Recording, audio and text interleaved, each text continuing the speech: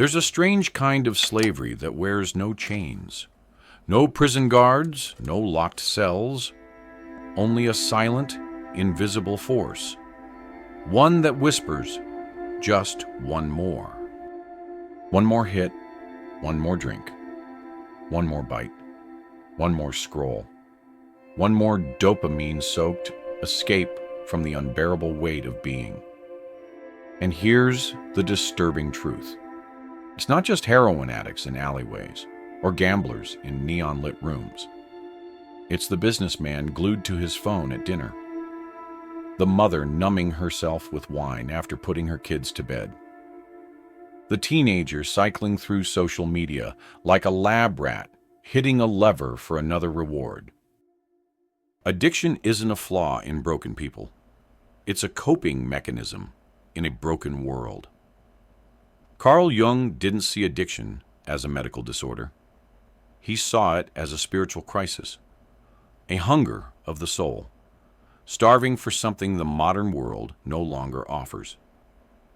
He believed every addiction was an attempt to fill a psychic void, to anesthetize the pain of disconnection, fragmentation, and unconscious trauma. But what if the very thing we think is saving us is the thing killing us? What if addiction is not the disease, but the symptom? What if your compulsions are not irrational at all, but perfectly logical reactions to a life stripped of meaning? And here's the real question. If you took away the distractions, the substances, the noise, would you even recognize what's left of you? The behavior of an addict isn't about weakness. It's a coded message from the depths of the psyche. Let's decode it. Addiction is not born in the needle. It doesn't begin in the bottle or behind the glow of a screen. It begins in the fracture, the psychic wound left unattended. Carl Jung saw this not as pathology, but as mythology. He believed addiction was a failed search for wholeness, a substitute for the spiritual journey modern man has abandoned. Strip away the substance, and what remains is a soul grasping for something transcendent and finding only silence. Jung called this loss of soul, and it lies at the center of the addict's torment. Because addiction isn't about pleasure. It's about anesthetizing pain. Not physical pain, but existential agony. The ache of feeling disconnected from meaning, from purpose, from one's self. In a world obsessed with progress and productivity, we've become strangers to ourselves. We worship reason and logic, yet repress emotion and instinct. The modern psyche, Nietzsche warned, is sick with nihilism. We no longer believe in God, but we haven't yet learned how to live without Him. So we fill the void with substitutes, cheap highs, empty validation, fleeting distractions. As Schopenhauer put it, life swings like a pendulum between pain and boredom. Addiction, then, is the illusion of stillness, an attempt to freeze the pendulum. But the cost is enormous. And here lies the hidden tragedy. The addict isn't seeking destruction. They're seeking union with something real, something eternal, something that doesn't vanish once the high fades.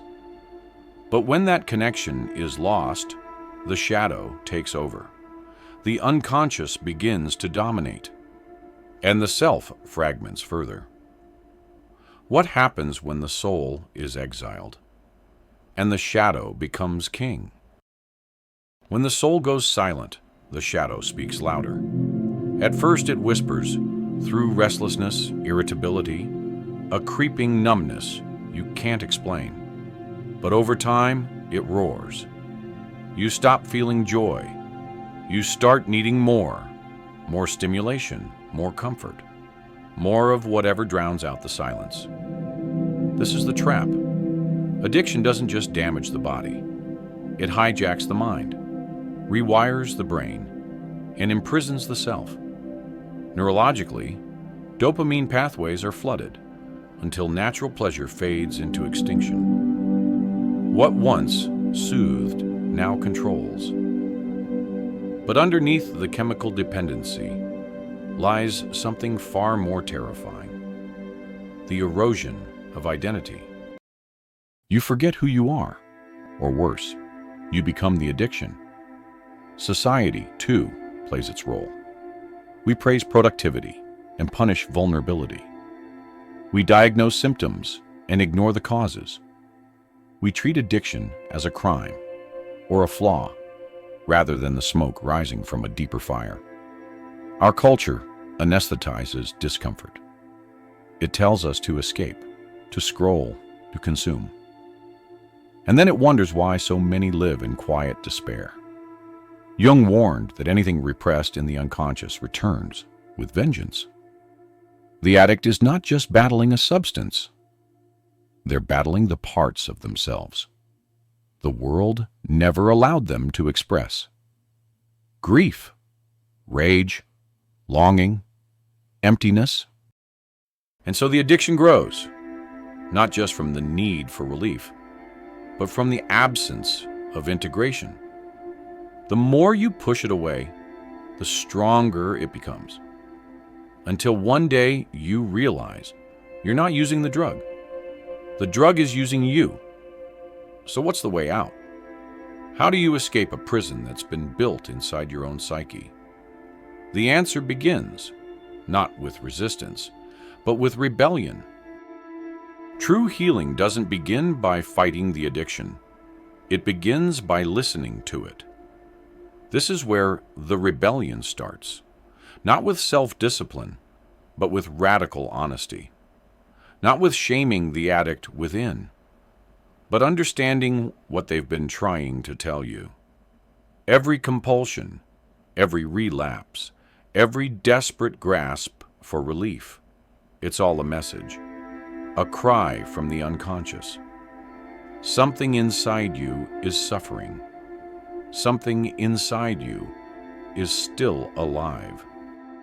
Carl Jung believed the only cure for addiction was a spiritual awakening, not religious dogma, but the conscious integration of the shadow.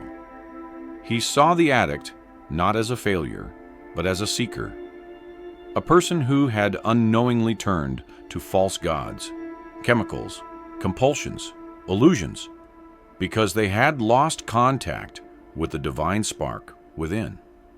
So the rebellion isn't against the substance. It's against your forgetting, against the societal conditioning that told you to numb your pain instead of exploring it, against the inner critic that said your emotions made you weak, against the voice that told you to keep running when what you needed most was to stop. To break free is to descend into the underworld of your own psyche, to meet your trauma eye to eye, to feel what you've spent years avoiding. This isn't easy. It's a crucifixion of the ego, but it's also the only way to resurrect the self. There is no shortcut, no detox pill for the soul, but there is a path, and it begins the moment you choose not to escape, but to return to your body, to your pain, to the truth. But what truth? What ultimate realization waits beyond the shadow? Here's the truth that shatters illusions. You were never addicted to the substance. You were addicted to forgetting your pain, your history, your unmet needs, your unloved self. Carl Jung believed that the real battle of life is not between good and evil, but between consciousness and unconsciousness. And the addict is someone who has been abandoned, first by the world, then by themselves. They become possessed by what Jung called autonomous complexes, emotional wounds that develop their own personalities and desires, hijacking the will. The addict's life is no longer lived from the center, but from the wound. And yet, this is not the end of the story, because the most powerful realization is also the most painful. The wound is not your enemy. The shadow is not your curse. It is your map. Everything you tried to numb, the grief, the trauma, the rage, is the key to your wholeness. It's through that descent into the darkest corners of the self that you find your power. Not the fake power of control or image, but the sacred power of presence.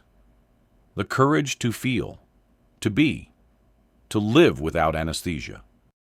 And here's what they never told you. The addiction wasn't weakness.